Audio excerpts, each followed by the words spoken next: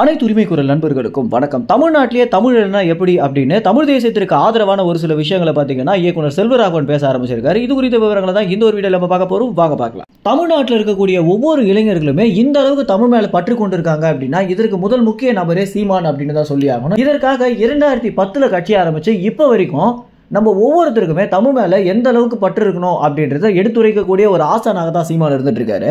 தமிழ்நாட்டில் ஹிந்தி, இங்கிலீஷ், தமிழ் அப்படின்னு எல்லா மொழிகளுமே கலப்படமாக போயிட்டு இருந்த ஒரு காலகட்டத்தில் 2010 கட்சி ஆரம்பிச்சு நம்ம தமிழ்நாட்டில் தமிழ் உணர்வு ஒவ்வொருத்தருக்குமே இருக்கணும் அப்படின்னும், ஏன்னா நம்ம ஒவ்வொருத்தருமே நம்மளுடைய மொழியை மறந்து செயல்பட்டு வந்துட்டு இருக்கோம்.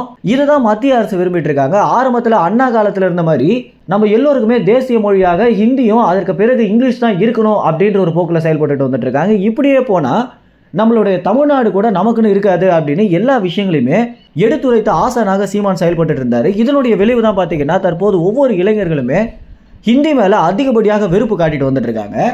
இந்த ஒரு விஷயம் படிப்படியாக வளர்ந்து தற்போது சினிமா துறையில பார்த்தீங்கன்னா ஒரு பெரிய ஆதிக்கத்தையே சீமான் காட்டிட்டு வந்துட்டு இருக்காரு. இதனுடைய விளைவு தான் தற்போது செல்வராகவன் பார்த்தீங்கன்னா என்னப்பா இது, எந்த இடத்துக்கு போனாலும் இங்கிலீஷும் ஹிந்தியும் ஆக்கிரமிச்சுட்டு வந்துட்டு இருக்கு, நம்ம எல்லோருமே தமிழ்நாட்டில் இருக்கோம், தமிழ் தான் பேசணும் அப்படின்னும் சில பேர்லாம் தமிழ்ல பேசுறதுக்கே அசிங்கப்பட்டுட்டு வந்துட்டு இருக்கீங்க. இந்த ஒரு விஷயம் மாறணும் அப்படின்னு தமிழ் தேசிய உணர்வை தூண்டுற வகையில செல்வராகவன் பாத்தீங்கன்னா வீடியோ போட்டிருக்காரு. அது மட்டும் இல்லாம இந்த ஒரு விஷயம் குறித்து சீமான் பாத்தீங்கன்னா செல்வராகவனை அழைபேசி மூலம் அழைச்சு வாழ்த்தையும் சொல்லியிருக்காரு.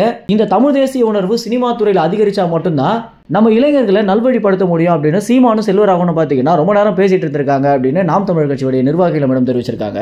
மேலும் இந்த ஒரு தகவல் குறித்து என்ன நினைக்கிறீங்க அப்படின்ற உங்க கருத்துக்களை கமெண்ட்ஸ்ல தெரிவிங்க. நன்றி, வணக்கம்.